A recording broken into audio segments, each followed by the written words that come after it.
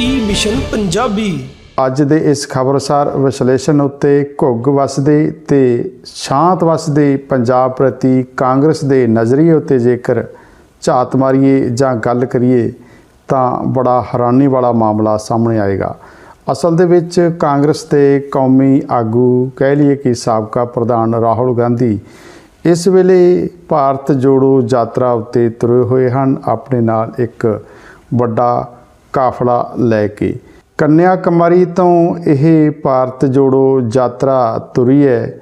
ਵੱਖ-ਵੱਖ ਰਾਜਾਂ ਦੇ ਵਿੱਚ ਕਾਂਗਰਸ ਨੇ ਆਪਣੀ ਸਿਆਸੀ ਜ਼ਮੀਨ ਤਰਾਸ਼ੀ ਹੈ ਜਾਂ ਲੱਭੀ ਹੈ, ਭਾਲੀ ਹੈ, ਤਲਾਸ਼ੀ ਹੈ ਤੇ ਲੰਘੇ ਦਿਨੀ ਇਹ ਯਾਤਰਾ ਘੁੰਮਦੀ ਘਮਾਉਂਦੀ ਦਿੱਲੀ ਕਹਿ ਲਈਏ ਕਿ ਦੇਸ਼ ਦੀ ਰਾਜਧਾਨੀ ਦੇ ਵਿੱਚ ਵੀ ਚੱਲਦੀ ਰਹੀ, ਘੁੰਮਦੀ ਰਹੀ ਤੇ ਇਸ ਮਗਰੋਂ ਹੁਣ ਇਹ ਪੰਜਾਬ ਦੇ ਗਵਾਂਢੀ ਰਾਜ ਹਰਿਆਣਾ ਦੇ ਵਿੱਚ ਦਸਤਕ ਦੇ ਚੁੱਕੀ ਹੈ। ਹਰਿਆਣੇ ਦੇ ਵਿੱਚ ਕੁਝ ਦਿਨ ਦੇ ਪੜਾਅ ਮਗਰੋਂ ਇਸ ਦਾ ਅਗਲਾ ਕਹਿ ਲਈਏ ਕਿ ਯਾਤਰਾ ਦਾ ਪੜਾਅ ਉਹ ਹੈ ਪੰਜਾਬ। ਪੰਜਾਬ ਦੇ ਵਿੱਚ ਇਹ ਜਨਵਰੀ ਦੇ ਪਹਿਲੇ ਹਫ਼ਤੇ ਦਸਤਕ ਦੇਵੇਗੀ ਤੇ ਪੰਜਾਬ ਨੂੰ ਲੈ ਕੇ ਤੇ ਇਸ ਯਾਤਰਾ ਨੂੰ ਲੈ ਕੇ ਕਾਂਗਰਸ ਨੂੰ ਜਿਹੜੀ ਇੱਕ ਕੰਬਣੀ ਛਿੜੀ ਹੋਈ ਹੈ ਉਹ ਇੱਕ ਹੈਰਾਨੀ ਵਾਲੀ ਗੱਲ ਹੈ। ਇਸ ਕੰਬਣੀ ਦੇ ਵਿੱਚੋਂ ਪੰਜਾਬ ਪ੍ਰਤੀ ਇੱਕ ਅਜਿਹੀ ਤਰ੍ਹਾਂ ਦਾ ਖਿਆਲ ਖੁੱਲ੍ਹ ਕੇ ਸਾਹਮਣੇ ਆ ਰਿਹਾ ਹੈ ਕਿ ਕਾਂਗਰਸ ਦੀ ਨਜ਼ਰ ਦੇ ਵਿੱਚ ਹਾਲੇ ਵੀ ਪੰਜਾਬ ਸੰਵੇਦਨਸ਼ੀਲ ਇਲਾਕਾ ਹੈ। ਕਾਂਗਰਸ ਨੇ ਰਾਹੁਲ ਗਾਂਧੀ ਦੀ ਯਾਤਰਾ ਜਿਹੜੀ ਪੰਜਾਬ ਦੇ ਵਿੱਚੋਂ ਲੰਘਣੀ ਹੈ ਉਹਦੀ ਸੁਰੱਖਿਆ ਨੂੰ ਲੈ ਕੇ, ਉਹਦੀ ਚਿੰਤਾ ਨੂੰ ਲੈ ਕੇ ਜਿਹੜਾ ਰਾਗ ਅਲਾਪਣਾ ਸ਼ੁਰੂ ਕਰ ਦਿੱਤਾ ਹੈ ਕਿ ਪੰਜਾਬ ਇੱਕ ਸੰਵੇਦਨਸ਼ੀਲ ਇਲਾਕਾ ਹੈ। ਅਜਿਹੇ ਲਿਹਾਜ਼ ਤੋਂ ਜਿਹੜੀ ਭਾਰਤ ਜੋੜੋ ਯਾਤਰਾ ਦਾ ਇੱਕ ਵੱਡਾ ਕਾਫਲਾ ਹੈ ਉਹਦੀ ਸੁਰੱਖਿਆ ਦੇ ਵਿੱਚ ਵੱਡੀ ਮਜ਼ਬੂਤੀ ਲਿਆਉਣ ਦੀ ਲੋੜ ਹੈ ਤੇ ਇਸ ਪੱਤਰ ਦੇ ਵਿੱਚ ਇਹ ਜ਼ਿਕਰ ਕੀਤਾ ਹੈ ਕਿ ਜਿਹੜਾ ਪੰਜਾਬ ਇਲਾਕਾ ਹੈ ਅਗਲੇ ਪੜਾਅ ਦੇ ਵਿੱਚ ਜਿਹੜੀ ਯਾਤਰਾ ਪੰਜਾਬ ਦੇ ਵਿੱਚ ਜਾਣੀ ਹੈ ਤਾਂ ਉਹ ਇੱਕ ਸੰਵੇਦਨਸ਼ੀਲ ਇਲਾਕਾ ਹੈ। ਮਤਲਬ ਕਿ ਇਹ ਪੰਜਾਬ ਇਸ ਵੇਲੇ ਕਾਂਗਰਸ ਦੀ ਨਜ਼ਰ ਦੇ ਵਿੱਚ ਕਹਿ ਲਈਏ ਕਿ ਸ਼ਾਂਤ ਸੂਬਾ ਨਹੀਂ, ਉਹ ਅਸ਼ਾਂਤ ਹੈ, ਸੰਵੇਦਨਸ਼ੀਲ ਇਲਾਕਾ ਹੈ। ਹਾਲਾਂਕਿ ਪੰਜਾਬ ਦੇ ਵਿੱਚ ਕਾਂਗਰਸ ਨੇ 2002 ਤੇ ਇਸ ਮਗਰੋਂ 2017 ਦੇ ਵਿੱਚ ਸੱਤਾ ਹੰਢਾਈ ਹੈ, ਸੱਤਾ ਦਾ ਸੁੱਖ ਹੰਢਾਇਆ ਤੇ ਇਸ ਸੱਤਾ ਦੇ ਸੁੱਖ ਦੌਰਾਨ ਕਾਂਗਰਸ ਨੇ ਡੰਕੇ ਦੀ ਚੋਟ ਦੇ ਵਿੱਚ ਇਹ ਗੱਲ ਵਾਰ-ਵਾਰ ਉਭਾਰੀ ਕਿ ਪੰਜਾਬ ਦੇ ਵਿੱਚ ਅਮਨ ਚੈਨ ਲਿਆਉਣ ਦੇ ਵਿੱਚ ਕਾਂਗਰਸ ਦਾ ਵੱਡਾ ਰੋਲ ਹੈ। ਅਸਲ ਦੇ ਵਿੱਚ 80ਵੇਂ ਤੇ 90ਵੇਂ ਦੇ ਦਹਾਕੇ ਦੇ ਵਿੱਚ ਪੰਜਾਬ ਦੇ ਵਿੱਚ ਗੜਬੜੀ ਵਾਲਾ ਮਾਹੌਲ ਰਿਹਾ। ਹਾਂ, ਉਸ ਵੇਲੇ ਨੂੰ ਜ਼ਰੂਰ ਸੰਵੇਦਨਸ਼ੀਲ ਇਲਾਕਾ ਕਰਾਰ ਦਿੱਤਾ ਜਾ ਸਕਦਾ ਹੈ। ਉਸ ਵੇਲੇ ਪੰਜਾਬ ਨੂੰ ਸੰਵੇਦਨਸ਼ੀਲ ਇਲਾਕਾ ਕਰਾਰ ਵੀ ਦਿੱਤਾ ਹੋਇਆ ਸੀ ਕਿਉਂਕਿ ਕਈ ਤਰ੍ਹਾਂ ਦੀਆਂ ਹੋਰ ਨਾਮੀ ਜਿਹੜੀਆਂ ਸੁਰੱਖਿਆ ਏਜੰਸੀਆਂ ਇੱਥੇ ਕੰਮ ਕਰਦੀਆਂ ਰਹੀਆਂ ਤੇ ਪੰਜਾਬ ਦੇ ਹਾਲਾਤ ਕਈ ਵਰੇ ਵੱਧ ਤੋਂ ਬਦਤਰ ਵੀ ਰਹੇ। ਹਾਲਾਤ ਇੱਥੋਂ ਤੱਕ ਵਿਗੜੇ ਕਿ ਭਾਰਤੀ ਫੌਜਾਂ ਨੂੰ ਇੱਥੇ ਰੂਹਾਨੀਅਤ ਦੇ ਕੇਂਦਰ ਸ੍ਰੀ ਦਰਬਾਰ ਸਾਹਿਬ ਉੱਤੇ ਮਿਲਟਰੀ ਅਟੈਕ ਵੀ ਕਰਨਾ ਪਿਆ।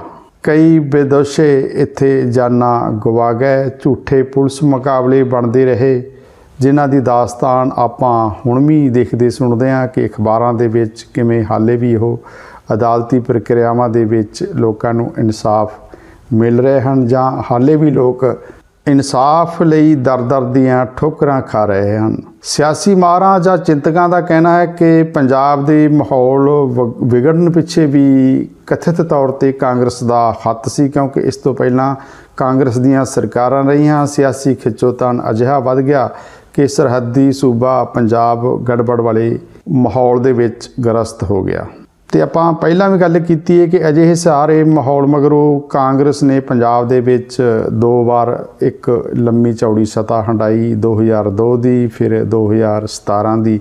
ਹਾਲਾਂਕਿ ਇਸ ਤੋਂ ਪਹਿਲਾਂ 1992-93 ਦੇ ਵਿੱਚ ਵੀ ਕਾਂਗਰਸ ਸੱਤਾ ਦੇ ਵਿੱਚ ਰਹੀ ਪਰੰਤੂ ਉਸ ਵੇਲੇ ਪੰਜਾਬ ਦੀਆਂ ਵੱਡੀ ਗਿਣਤੀ ਸਿਆਸੀ ਧਿਰਾਂ ਵੱਲੋਂ ਚੋਣਾਂ ਦਾ ਬਾਈਕਾਟ ਕੀਤੇ ਜਾਣ ਦੀ ਵਜ੍ਹਾ ਕਾਂਗਰਸ ਦੱਸਦੇ ਆ ਕਿ ਸੱਤਾ ਹੰਢਾਉਣ ਦੇ ਵਿੱਚ ਸਫਲ ਰਹੀ।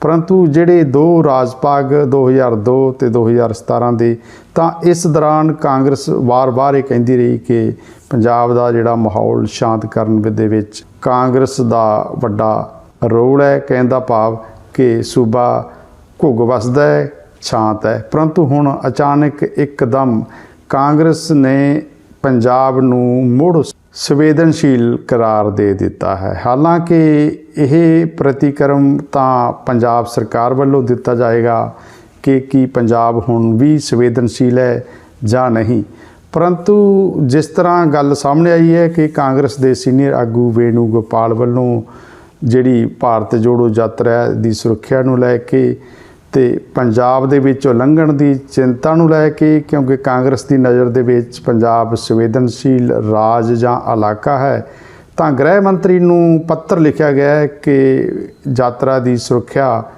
ਮਜ਼ਬੂਤ ਕੀਤੀ ਜਾਵੇ। ਇਸ ਸੰਬੰਧੀ ਕਾਂਗਰਸ ਦੇ ਸੀਨੀਅਰ ਆਗੂ ਪਵਨ ਖੇੜਾ ਨੇ ਬਕਾਇਦਾ ਕੌਮੀ ਪੱਧਰ ਦੀ ਪ੍ਰੈਸ ਕਾਨਫਰੰਸ ਦੌਰਾਨ ਵੀ ਜ਼ਿਕਰ ਕੀਤਾ ਕਿ ਯਾਤਰਾ ਕਿਉਂਕਿ ਅਗਲੇ ਸਮੇਂ ਪੰਜਾਬ ਦੇ ਵਿੱਚੋਂ ਗੁਜ਼ਰੇਗੀ, ਫਿਰ ਉਹਨੇ ਜੰਮੂ ਕਸ਼ਮੀਰ ਜਾਣਾ ਹੈ। ਉਹਨਾਂ ਵਾਰ-ਵਾਰ ਜ਼ਿਕਰ ਕੀਤਾ ਹੈ ਕਿ ਪੰਜਾਬ ਸੰਵੇਦਨਸ਼ੀਲ ਸੂਬਾ ਹੈ।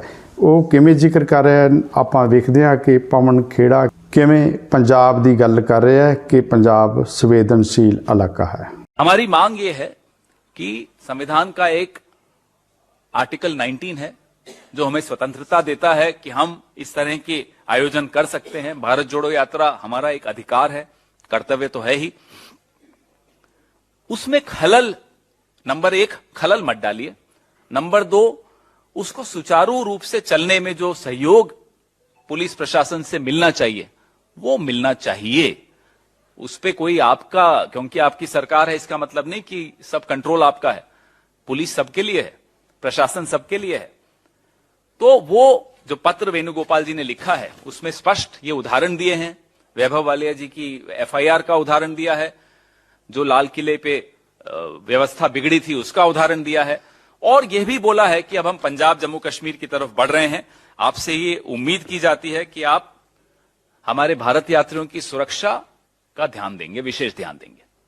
अब हम जो आगे बढ़ रहे हैं, संवेदनशील इलाकों में जा रहे हैं, पंजाब में जा रहे हैं, जम्मू कश्मीर में जा रहे हैं, तो ये आगाह करना भारत सरकार का को और गृह मंत्री को आवश्यक हो जाता है। ਆਪਾਂ ਸੁਣ ਹੀ ਲਿਆ ਕਿ ਕਿਵੇਂ ਕਾਂਗਰਸ ਦੇ ਆਗੂ ਪਵਨ ਖੇੜਾ ਪੰਜਾਬ ਨੂੰ ਸੰਵੇਦਨਸ਼ੀਲ ਸੂਬਾ ਕਰਾਰ ਦੇ ਰਹੇ ਹੈ। ਹਾਂ, ਇੱਥੇ ਗੱਲ ਇੱਕ ਹੋਰ ਦੱਸਣੀ ਬਣਦੀ ਹੈ ਕਿ ਜਦੋਂ ਯਾਤਰਾ ਰਾਜਧਾਨੀ ਦਿੱਲੀ ਦੇ ਵਿੱਚੋਂ ਗੁਜ਼ਰੀ ਤਾਂ ਲਾਲ ਕਿਲੇ ਦੇ ਵਿੱਚ ਸੁਰੱਖਿਆ ਦੇ ਵਿੱਚ ਕੁਝ ਚੂਕ ਆਈ ਦੱਸੀ ਜਾਂਦੀ ਹੈ। ਇਹ ਜ਼ਿਕਰ ਕਾਂਗਰਸ ਦੇ ਆਗੂ ਵਾਰ-ਵਾਰ ਕਰ ਵੀ ਰਹੇ ਹਨ। ਹਾਲਾਂਕਿ ਇਸ ਤੋਂ ਬਾਅਦ ਜਦੋਂ ਯਾਤਰਾ ਹਰਿਆਣੇ ਦੇ ਵਿੱਚ ਪ੍ਰਵੇਸ਼ ਕੀਤੀ ਤਾਂ ਭਾਰਤ ਜੋੜੋ ਯਾਤਰਾ ਦੇ ਕਾਫਲੇ ਨੂੰ ਲੈ ਕੇ ਇੱਕ ਵੱਡੀ ਤਰ੍ਹਾਂ ਦੀ ਘਟਨਾ ਵੀ ਸਾਹਮਣੇ ਆਈ। ਅਸਲ ਦੇ ਵਿੱਚ ਇਸ ਯਾਤਰਾ ਦੇ ਵਿੱਚ ਜਿਹੜੇ ਕੰਟੇਨਰ ਹਨ, ਕੰਟੇਨਰ ਵਾਲੀ ਸਾਈਡ ਤੇ ਕੋਈ ਅਗਿਆਤ ਆਦਮੀ ਘੁਸ ਗਿਆ ਤੇ ਦੱਸਿਆ ਜਾਂਦਾ ਹੈ ਕਿ ਉਸ ਅਗਿਆਤ ਆਦਮੀ ਨੂੰ ਕਾਂਗਰਸ ਦੇ ਵਰਕਰਾਂ ਨੇ ਫੜ ਕੇ ਪੁਲਿਸ ਦੇ ਹਵਾਲੇ ਵੀ ਕਰ ਦਿੱਤਾ। ਇਹ ਘਟਨਾ ਹਰਿਆਣਾ ਦੇ ਸੋਨਾ ਸਿਟੀ ਪੁਲਿਸ ਕੋਲ ਬਕਾਇਦਾ ਇਹ ਕੇਸ ਗਿਆ ਵੀ, ਤੇ ਇਹ ਘਟਨਾ 4-5 ਦਿਨ ਪਹਿਲਾਂ ਦੀ ਹੈ। ਕਾਂਗਰਸ ਦੇ ਇੱਕ ਆਗੂ ਵੈਭਵ ਵਾਲੀਆ ਹੋਰਾਂ ਨੇ ਦੋਸ਼ ਲਾਇਆ ਹੈ ਕਿ ਉਹ ਘਟਨਾ ਨੂੰ ਕਈ ਦਿਨ ਹੋ ਚੁੱਕੇ ਹੈ, ਪਰੰਤੂ ਸੋਨਾ ਸਿਟੀ ਪੁਲਿਸ ਜਿਹੜੀ ਕਿ ਹਰਿਆਣੇ ਦੇ ਵਿੱਚ ਪੈਂਦੀ ਹੈ ਉਹਦੇ ਵੱਲੋਂ ਹਾਲੇ ਕੋਈ ਕਾਰਵਾਈ ਨਹੀਂ ਕੀਤੀ ਗਈ। ਤੇ ਬਕਾਇਦਾ ਮਿਸਟਰ ਵਾਲੀਆ ਵੱਲੋਂ ਪ੍ਰੈਸ ਕਾਨਫਰੰਸ ਕਰਕੇ ਇਹ ਦੱਸਣ ਦੀ ਕੋਸ਼ਿਸ਼ ਕੀਤੀ ਗਈ ਹੈ ਕਿ ਜਿਹੜੇ ਉਹ ਵਿਅਕਤੀ ਫੜੇ ਗਏ ਸਨ ਜਾਂ ਇੱਕ ਫੜਿਆ ਗਿਆ ਸੀ ਉਹ ਹਰਿਆਣਾ ਪੁਲਿਸ, ਕਹਿ ਲਈਏ ਕਿ ਹਰਿਆਣੇ ਦੀ ਸਪੈਸ਼ਲ ਪੁਲਿਸ ਨਾਲ ਸੰਬੰਧਿਤ ਸਨ। ਤੇ ਵਾਲੀਆ ਇਸ ਪ੍ਰੈਸ ਕਾਨਫਰੰਸ ਇਹ ਵੀ ਦੱਸ ਰਹੇ ਹਨ ਕਿ ਉਹਨਾਂ ਨੂੰ ਇਹ ਦਬਾਅ ਪਾਇਆ ਜਾ ਰਿਹਾ ਹੈ ਕਿ ਇਸ ਮਾਮਲੇ ਨੂੰ ਰਫਾ ਦਫਾ ਕੀਤਾ ਜਾਏ। ਹੁਣ ਇੱਥੇ ਸਵਾਲ ਹੈ ਕਿ ਘਟਨਾ ਤਾਂ ਦਿੱਲੀ ਦੇ ਵਿੱਚ ਸੁਰੱਖਿਆ ਪੱਖ ਨੂੰ ਲੈ ਕੇ 23 तारीख को सुबह जब हम लोग सुबह अपनी यात्रा पर थे तब हमारी एक साथी, हमारी जो कैंप साइट होती है कंटेनर की, वहां पे किसी कारण छूट गई थी। उनकी मॉर्निंग यात्रा में वो नहीं शामिल हो पाई। लगभग 7 बजे के आसपास उनके कंटेनर में किसी ने घुसने का प्रयास किया, ऐसा उनको महसूस हुआ। उन्होंने बाहर जाके देखा तो एक व्यक्ति हमारे एक दूसरे बगल वाले कंटेनर के बाहर खड़ा था। उन्होंने और निकल के देखा तो एक दूसरा व्यक्ति उस कंटेनर से बाहर आ रहा था। उन्होंने उनसे पूछा कि भैया तुम कौन हो, क्यों इन कंटेनरों के अंदर घुसे हो? तो उन्होंने कहा जी हम बाथरूम करने गए थे। और जैसे ही उन्होंने अपना मुंह दूसरी तरफ करा वो दोनों लोग वहां से भाग गए। तीसरा आदमी उसी समय कंटेनर से बाहर निकल रहा था। हमारी साथी ने उस व्यक्ति को उसके कॉलर से पकड़ा और उसको बोला कि तुम्हें भागना नहीं है, तुम बताओ कि तुम कौन हो और यहाँ क्यों आए हो? उन्होंने कहा नहीं, मैं बाथरूम करने गया था। तो उन्होंने बोला ऐसे कैसे तुम बाथरूम करने जा सकते हो, बाहर पब्लिक टॉयलेट्स हैं, हमारे टॉयलेट्स के ट्रक भी बाहर खड़े हैं, तुम अंदर कंटेनरों के पर्टिकुलर एक जोन में आके और कंटेनरों के अंदर क्यों घुस रहे हो? इतने में उसने उससे अपना हाथ छुड़ाया जिससे कॉलर पकड़ा था और वो भी भाग गया। हल्ला मचाने पर हमारी सिक्योरिटी ने उन लोगों को पकड़ा, उनमें से 2 लोग पकड़े गए। हमने वहां के एसएचओ को बुलवाया, एसएचओ को उन लोगों को हैंडओवर करा, जो सीआरपीएफ के हमारे कमांडेंट वहां पे जो ऑफिसर थे उनको बुलाया गया और उन लोगों की उपस्थिति में उन लोगों को, जो हमारे संदिग्ध लोग पकड़े गए थे, उनको पुलिस के हवाले किया। बाद में हम लोगों ने अनऑफिशियली ये गैदर किया कि वो लोग हरियाणा पुलिस के ही स्पेशल यूनिट के लोग थे। हमने इसके बारे में कंप्लेंट लिखाने के लिए मैंने एसएचओ को फोन किया। जैसे ही हमारे संज्ञान में आया, हमने यात्रा मॉर्निंग की खत्म करी, मैंने एसएचओ को कॉल किया। मैंने कहा भाई ये गलत बात है, कैसे आपके लोग घुस गए? तो हम लोगों पे ये भी अनऑफिशियली दबाव बनाया गया कि इसकी कोई कंप्लेंट नहीं कीजिए, कोई बात नहीं, वो लोग तो घुस गए थे, ऐसा है वैसा है। हमने 23 तारीख को जाके मैं खुद सोना सिटी पुलिस स्टेशन में गया, हमने कंप्लेंट लिखाई कि भाई ये इतना सीरियस मामला है, अगर कोई व्यक्ति कुछ प्लांट करके चला जाए और सेकंड लेग में आप आके ये बोलो कि हमारे कंटेनर में ये चीज मिली है, तो कौन जिम्मेदार होगा? तो आप इसकी जांच कीजिए और हमारे को बताइए। 23 तारीख से आज 28 तारीख हो गई है, अभी तक ना उस पर कोई कार्रवाई हुई है, ना उस पर कोई जांच हुई है, ना हमारे को कोई सूचना दी गई है। ਖੈਰ ਇਹ ਘਟਨਾ ਹਰਿਆਣੇ ਨਾਲ ਸੰਬੰਧਿਤ ਦੱਸੀ ਗਈ ਹੈ, ਪਰੰਤੂ ਜਿਹੜੀ ਆਪਾਂ ਇਸ ਤੋਂ ਪਹਿਲਾਂ ਪਵਨ ਖੇੜਾ ਹੋਰਾਂ ਨੇ ਦੱਸਿਆ ਹੈ ਕਿ ਯਾਤਰਾ ਨੇ ਪੰਜਾਬ ਦੇ ਵਿੱਚੋਂ ਲੰਘਣਾ ਹੈ, ਤਾਂ ਇਸ ਸੰਬੰਧੀ ਪਵਨ ਖੇੜਾ ਨੇ ਜਿਹੜੇ ਆਪਣੇ ਤਰਬਕੇ ਮਨ ਨਾਲ ਇੱਕ ਤੌਖਲਾ ਪ੍ਰਗਟਾਇਆ ਹੈ ਕਿ ਪੰਜਾਬ ਸੰਵੇਦਨਸ਼ੀਲ ਇਲਾਕਾ ਹੈ, ਸੁਰੱਖਿਆ ਦੇ ਮਜ਼ਬੂਤ ਪ੍ਰਬੰਧ ਹੋਣੇ ਚਾਹੀਦੇ ਹਨ, ਇਹ ਕੇਂਦਰ ਸਰਕਾਰ ਦੀ ਜ਼ਿੰਮੇਵਾਰੀ ਬਣਦੀ ਹੈ। ਤਾਂ ਇੱਥੇ ਵਿਰੋਧੀ ਧਿਰਾਂ ਦਾ ਕਹਿਣਾ ਹੈ ਕਿ ਕਾਂਗਰਸ ਜਾਣਬੁੱਝ ਕੇ ਪੰਜਾਬ ਨੂੰ ਫਿਰ ਬਦਨਾਮ ਕਰਨ ਵੱਲ ਤੁਰ ਪਈ ਹੈ। ਹਾਲਾਂਕਿ ਇਸ ਤੋਂ ਪਹਿਲਾਂ ਕਾਂਗਰਸ ਨੇ ਕਈ ਮੋੜਾਂ ਉੱਤੇ ਕਈ ਘਟਨਾਵਾਂ ਨੂੰ ਲੈ ਕੇ ਪੰਜਾਬ ਦੇ ਹੁਲੀਏ ਨੂੰ ਗਲਤ ਢੰਗ ਨਾਲ ਪੇਸ਼ ਕਰਨ ਦੀ ਕੋਸ਼ਿਸ਼ ਕੀਤੀ ਹੈ। ਹੁਣ ਜਦੋਂ ਕਿ ਪੰਜਾਬ ਜਿੱਥੇ ਸ਼ਾਂਤ ਹੈ, ਘੁੱਗ ਸੁੱਖ ਨਾਲ ਵਸ ਰਿਹਾ ਹੈ, ਤੇ ਉਸ ਵੇਲੇ ਪੰਜਾਬ ਨੂੰ ਮੁੜ ਸੰਵੇਦਨਸ਼ੀਲ ਦੀ ਕੈਟਾਗਰੀ ਦੇ ਵਿੱਚ ਸ਼ਾਮਲ ਕਰਨਾ ਇਹ ਕਾਂਗਰਸ ਦੀ ਚੰਗੀ ਗੱਲ ਨਹੀਂ। ਖੈਰ ਇਸ ਮਾਮਲੇ ਉੱਤੇ ਪੰਜਾਬ ਸਰਕਾਰ ਕੀ ਪ੍ਰਤੀਕਰਮ ਲੈਂਦੀ ਹੈ ਜਾਂ ਵਿਰੋਧੀ ਧਿਰਾਂ ਅਗਲੇ ਸਮੇਂ ਕਿਸ ਤਰੀਕੇ ਕਾਂਗਰਸ ਨੂੰ ਕਟਹਿਰੇ ਦੇ ਵਿੱਚ ਖੜਾ ਕਰਦੀਆਂ ਹਨ, ਉਹ ਮਾਮਲਾ ਵੱਖਰਾ ਹੋਵੇਗਾ। ਖੈਰ ਅੱਜ ਇਨਸਾਨੀਅਤ ਲਿਹਾਜ਼ ਤੋਂ ਸੋਗ ਤੇ ਜੋਸ਼ ਦਾ ਦਿਨ ਹੈ। ਛੋਟੇ ਸਾਹਿਬਜ਼ਾਦਿਆਂ ਤੇ ਮਾਤਾ ਗੁਜਰ ਕੌਰ ਜੀ ਦੀ ਸ਼ਹਾਦਤ ਨੂੰ ਅੱਜ ਲੁਕਾਈ ਨਤਮਸਤਕ ਹੋ ਰਹੀ ਹੈ। ਜਿੱਥੇ ਫਤਿਹਗੜ੍ਹ ਸਾਹਿਬ ਦੀ ਧਰਤੀ ਉੱਤੇ ਅੱਜ ਲੱਖਾਂ ਲੋਕਾਂ ਨੇ ਨਮਨ ਕੀਤਾ, ਛੋਟੇ ਸਾਹਿਬਜ਼ਾਦਿਆਂ ਤੇ ਮਾਤਾ ਗੁਜਰ ਕੌਰ ਜੀ ਨੂੰ ਸ਼ਰਧਾਂਜਲੀ ਅਰਪਿਤ ਕੀਤੀ, ਉੱਥੇ ਹੀ ਕਿਉਂਕਿ ਪੰਜਾਬ ਜਿਸ ਬਾਰੇ ਇੱਕ ਬੜੀ ਕਹਾਵਤ ਪ੍ਰਚਲਿਤ ਹੈ ਕਿ ਪੰਜਾਬ ਦੇ ਜੰਮਿਆਂ ਨੂੰ ਨਿਤ ਮੁਹਿੰਮਾਂ, ਇਸ ਕੜੀ ਦੇ ਵਿੱਚ ਪੰਜਾਬ ਦੇ ਕਿਸਾਨ ਇਸ ਵੇਲੇ ਸੰਘਰਸ਼ੀ ਮੋਰਚਿਆਂ ਦੇ ਉੱਤੇ ਹਨ। ਗੱਲ ਕਰ ਲਈਏ ਆਪਾਂ ਪੰਜਾਬ ਮਜ਼ਦੂਰ ਸੰਘਰਸ਼ ਕਮੇਟੀ ਪੰਜਾਬ ਦੀ, ਜਿਸ ਵੱਲੋਂ ਆਪਣੀਆਂ ਕਿਸਾਨੀ ਤੇ ਪੰਜਾਬ ਨਾਲ ਸੰਬੰਧਿਤ ਹੋਰ ਮੰਗਾਂ ਤੇ ਮਸਲਿਆਂ ਨੂੰ ਲੈ ਕੇ ਪੰਜਾਬ ਸਰਕਾਰ ਦੇ ਖਿਲਾਫ ਇਸ ਵੇਲੇ ਕਰੀਬ 1.5 ਦਰਜਨ ਥਾਵਾਂ ਉੱਤੇ ਟੋਲ ਪਲਾਜ਼ਿਆਂ ਉੱਤੇ ਰੋਸ ਧਰਨੇ ਆਰੰਭੇ ਹੋਏ ਹਨ। ਇਹ ਰੋਸ ਧਰਨੇ ਦਿਨ ਰਾਤ ਉੱਤੇ ਨਿਰੰਤਰ ਪਿਛਲੇ ਕਈ ਦਿਨਾਂ ਤੋਂ ਚੱਲ ਰਹੇ ਹਨ। ਇਹ ਜਥੇਬੰਦੀ ਦਾ 1 ਮਹੀਨੇ ਦਾ ਪ੍ਰੋਗਰਾਮ ਸੀ। ਟੋਲ ਪਲਾਜ਼ੇ ਮੁਫਤ ਕੀਤੇ ਹੋਏ ਹਨ ਤੇ ਟੋਲ ਪਲਾਜ਼ਿਆਂ ਤੋਂ ਇਲਾਵਾ ਕਰੀਬ 9 ਡਿਪਟੀ ਕਮਿਸ਼ਨਰ ਦਫ਼ਤਰਾਂ ਅੱਗੇ ਵੀ ਜਥੇਬੰਦੀ ਵੱਲੋਂ ਰੋਜ਼ ਦਿਨ ਰਾਤ ਦੇ ਧਰਨੇ ਆਰੰਭੇ ਹੋਏ ਹਨ ਤੇ ਇਹਨਾਂ ਧਰਨਿਆਂ ਰੋਸ ਪ੍ਰਦਰਸ਼ਨਾਂ ਉੱਤੇ ਹੀ ਅੱਜ ਸੰਘਰਸ਼ੀ ਕਾਰਕੁਨਾਂ ਨੇ ਧਾਰਮਿਕ ਜਲਾਓ ਦੇ ਵਿੱਚ ਸ਼ਹਾਦਤ ਦਾ ਦਿਨ ਮਨਾਇਆ। ਟੋਲ ਪਲਾਜ਼ਿਆਂ ਦੀ ਬੰਦੀ ਨੂੰ ਲੈ ਕੇ ਜੇਕਰ ਆਪਾਂ ਗੱਲ ਕਰ ਲਈਏ ਤਾਂ ਪੰਜਾਬ ਕਿਸਾਨ ਮਜ਼ਦੂਰ ਸੰਘਰਸ਼ ਕਮੇਟੀ ਪੰਜਾਬ ਤੇ ਇਸ ਵੇਲੇ ਪੰਜਾਬ ਸਰਕਾਰ ਦੇ ਸੁਰ ਜਿਵੇਂ ਇੱਕੋ ਜਿਹੇ ਹੀ ਹਨ।